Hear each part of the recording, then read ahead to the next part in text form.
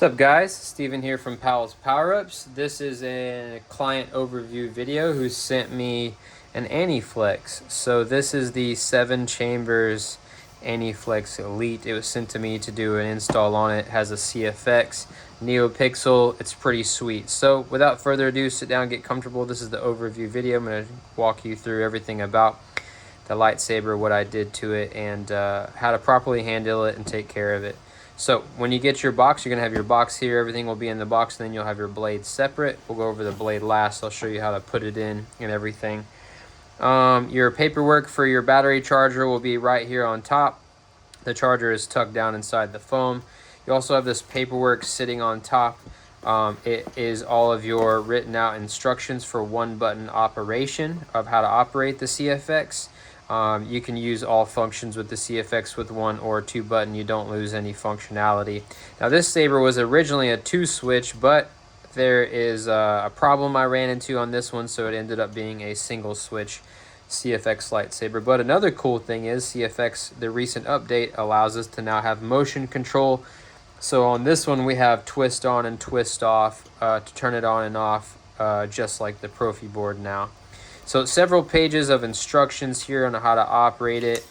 And then after the instructions, it goes over a few other features it has, like deep sleep and things like that. I talk in here some other, tips and tricks about how to add fonts and, how things should be look and how they should be set up. I also talk about how I have my newcomer package on here. So I've installed, my custom 32 colors and blade profiles. So the blade profile descriptions are all listed on here, what they are in order, so those can be accessed via Spectrum. I have all kinds of blade styles. They're pretty cool. I've been slightly tweaking them more and more over time, and I think I got them all perfect now. So you have that. Then the first thing you'll see on top here is the base plate for the saber stand. Now, you bought this one directly from someone else and had it shipped to me. Like I said originally when I got it, the only thing I noticed that was wrong with it was, you can see there, some scratches on the base plate, kind of the back side of it. So when you have the legs in here, sabers up there, hopefully that, you won't see that. But otherwise, this is in pretty good shape. Cool little plaque there, Aniflex 7 chambers. Set that aside, and then we get down to inside the box. You have your legs here for the plaque, which still have the stickers on them, so that's cool. I'll let you be the one to peel that off. I recommend using actually, I wouldn't recommend using glue. I would recommend just setting them in like that to hold your saber up. So those will be down in there. You have a spare pummel here. This is the screen accurate pummel, which has no holes for sound venting, and I know we like to hear our sabers, so that one can just stay right there. On this side here, you have your 18650 lithium ion keep power 3000 milliamp hour battery in some bubble wrap wrapped up. We're going to get that out in a minute and put it in. Here's the actual charger and the cord for your lithium ion battery. And then you have a set of Allen wrenches down in here that came with it. I'll actually probably take them out, though. You only need one. The only one that you actually need is for blade retention. I don't even know what these other ones are for. Actually, yeah, I do. The big one. Oh, which reminds me, there's still one more thing I got to do. So you got a blade retention Allen wrench here. These might be two of the same. I'll double check here soon. And then you have the big one for the bolt that goes onto your cover tech wheel, which reminds me I still need to cut and trim this bolt. I will definitely do that before you get it. I'm gonna cut it right there. You can see I already started, just need to finish it. But that one, you can decide if you want this on the saber or not. You can kind of leave it on or take it off. I don't know if you'll use the cover tech, but I'm gonna have it on there for you when you get it. So you get that.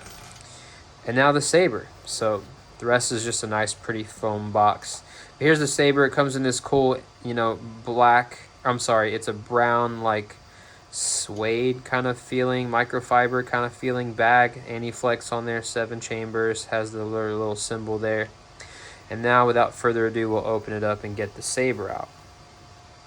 So very hefty, very heavy, high quality, I would say, Aniflex saber. This thing's got some weight to it. Probably a good 1.5 pounds, maybe 2 pounds. It's definitely heavier than the cross guards. It's really thick, I think. Very shiny, very chrome look to it. I like the texture here of the little spikes around the clamp are actually kind of sharp, so be careful. That little CoverTech wheel, once I get it that screwed in, it'll be mounted right here, like so. So I still got to cut and put that in there.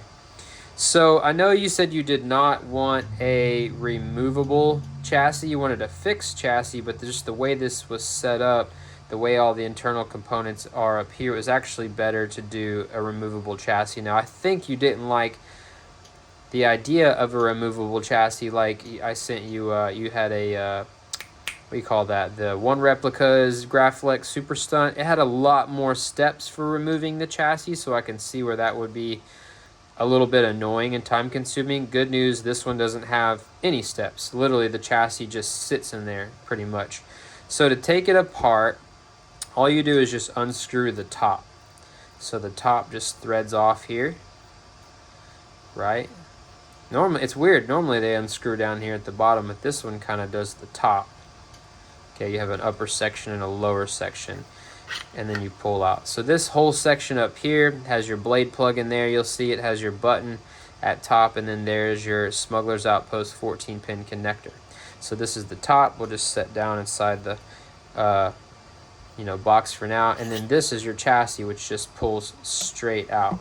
So it's a fully removable chassis. Here's the PCB there for connecting into the pins. It's just a basic black chassis, nothing super special to it. We have our battery section here for our 18650. Spring side is negative. We have a wire channel down there in the bottom with wires going from the PCB to the CFX board. They are covered in heat shrink to kind of protect them and clean up the look a little bit. You got a kill switch to turn on and off power. Then you have your CFX board, which is kind of a press fit, just sits down inside the chassis there. If you want to lift it up to get your SD card out, you can. You just simply lift up like that, click to get your SD card out. When you're done, click it back in, press back down until it sits flush down inside of the chassis like you see there. Then we got a KR speaker, or KR Sabers, 28 millimeters silver, 8 ohm 2 watt speaker on the bottom. Sounds pretty good.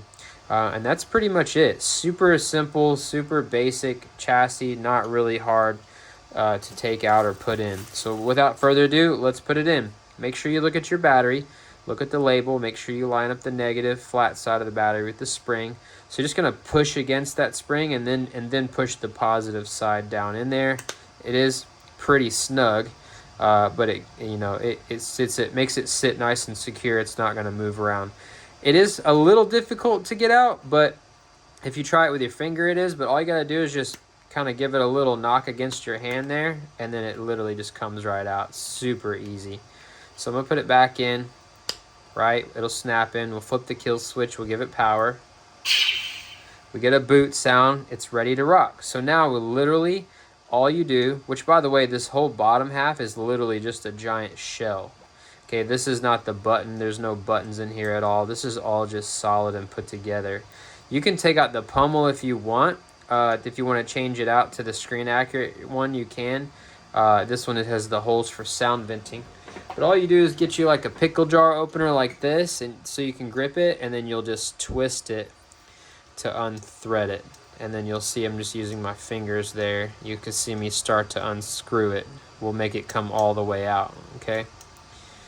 But I'm keeping the, this one on there. If you want to change it, you can. And then I use the pickle jar opener to tighten it back because you don't want it coming loose. So then, like I said, take your chassis, speaker side down. It literally just drops straight in. You can have it any direction you want. It doesn't matter.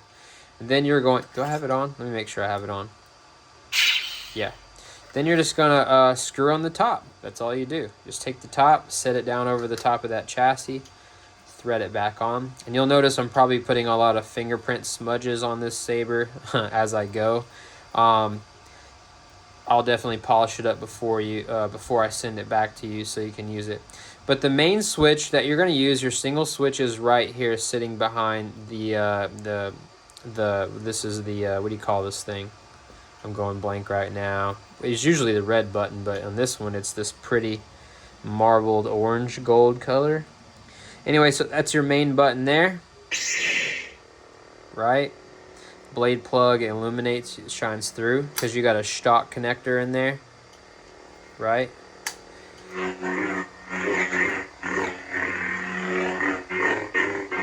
Clashing, lock up, blaster deflection, force effects.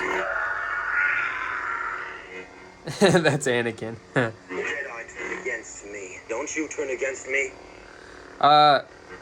So you got your twist off, twist on. Now let me explain what I did on this saber that kind of jacked up. So this is actually a 2-switch. This is primary. There's a secondary switch, another auxiliary switch behind this nice pretty marble piece, which is normally the glass eye, but on the Aniflex it's another pretty gold orangey marble looking thing. Well, when I built this and put it together, when I did the top first, and then I built the chassis. The top worked. This button worked. This button worked. It was all good. So I did the chassis, put it into test, and then all of a sudden, this button is like stuck. I think the ring was screwed down too far. This chrome ring right here threads on. Now I used the pickle jar opener to screw it on and screw it off because you don't want to use any tools because you don't want to scratch any of this beautiful chrome. But it was on, obviously this button stuck. I went to fix it, and I've tried for a couple weeks now with my pickle jar opener to get this thing back off. And for the love of God, I cannot get it back off. So I've tried over and over and over, and I can get this piece to rotate, but the ring itself that I need to come off there so I can get to the switch underneath, it's stuck. So it's not going to come off. It's not going to come apart. I just changed the configuration to work for a single switch, which is here. So, which is kind of how you hold it anyway. I mean, this switch here, it would be nice to have auxiliary there, but that's stuck on there now. I can't get it to, the switch won't work. It's stuck literally, and the ring to get it off is stuck. So yeah, that's the issue that I ran into. That's definitely a first time for me. Now, moving on. So this screw stays in place, brass pins stay in place, none of that's messed with. To get to your blade retention screw, you actually screw off this. This is a thumb screw, so I'm going to grab it, I'm going to loosen it. Now, be careful when you do this, okay, because that middle piece is just floating and it will fall out, and you don't want to scratch up this beautiful paint. So turn it upside down when you do it, when you take it off, like so. Now you'll see there, the way this comes, it didn't work flat and flush like it was supposed to, so I had to cut a little square piece out of a battery tab and glue it on, and that is what pushes down against the button, okay? So, and this is what I mean by it just falls out. It's just floating in there, it just falls out. So if you screw it off like this and pull it up, this will just fall out and hit the ground. You don't want to scratch it. So be mindful of that when you screw it off, but you got to take this off to get to your blade retention screw. So when we look inside of here, there's your little tactile switch, right? But that little silver set screw above it is your blade retention screw. It's hidden. So you just use your little Allen wrench. You can loosen it up, lefty loosey, right? You don't need to take it all the way out. Then your blade plug will slide out. Maybe I didn't get it all the way. Don't do this to me on camera. Don't do this to me on camera. I swear this thing's cursed.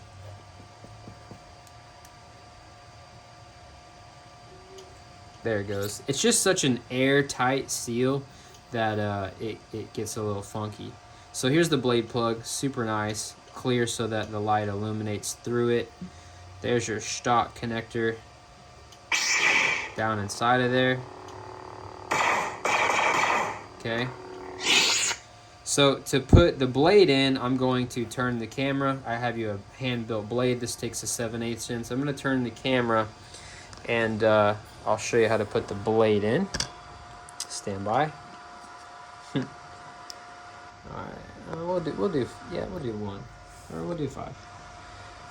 Anyway, so here is your 7/8" blade that I built. It is, I think, 32 inches long. NeoPixel parabolic tip. You got your TCSS connector on the end of it. When you put this in, do not twist. You're just going to push straight in and down, okay, until you feel it fully seat. Then you'll get your Allen wrench, tighten down that blade retention screw. Not too tight because you don't want to strip it. Then you'll carefully put your thumb screw back on. See, that comes off easy because it's got knurl and it's gripped. But anyway, here is the saber done. Let me turn this light off. Ooh, it's dark in here now. Right? So we can go into spectrum. We can pick whatever color we want. I got the whole color wheel on there. Find a nice blue. Hold it down again. Change our blade profiles. Give it some flicker. That right there.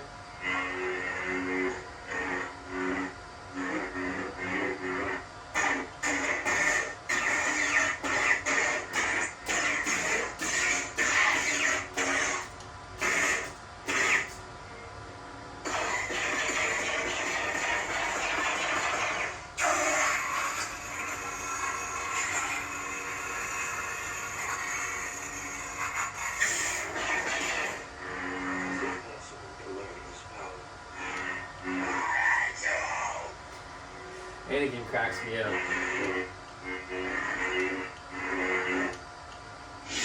Twist on, twist off. So if we want to go to a different pawn, selection. System exit menu.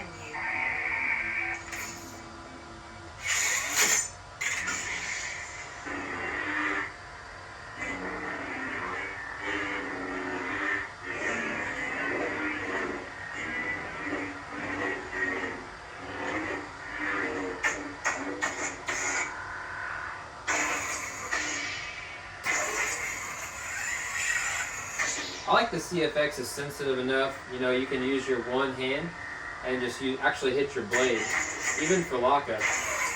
You just hold the button, let go, tip drag, hit your hilt.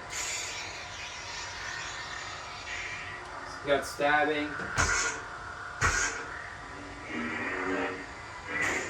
force sounds, twist off, twist on. You also got the background tracks on there, so you just hold for 2 seconds.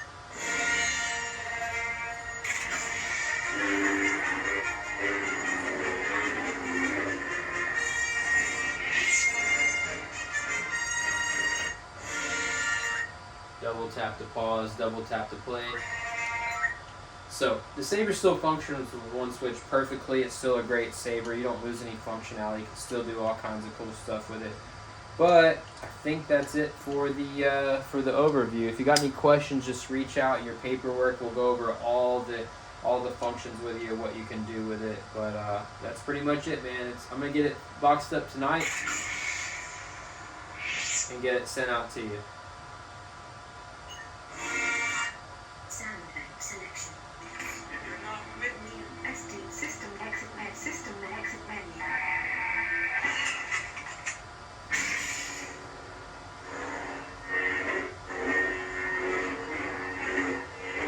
Super easy saber to whip around because the handle's heavy and the blade's so light. Anyway, thanks for choosing me again, man.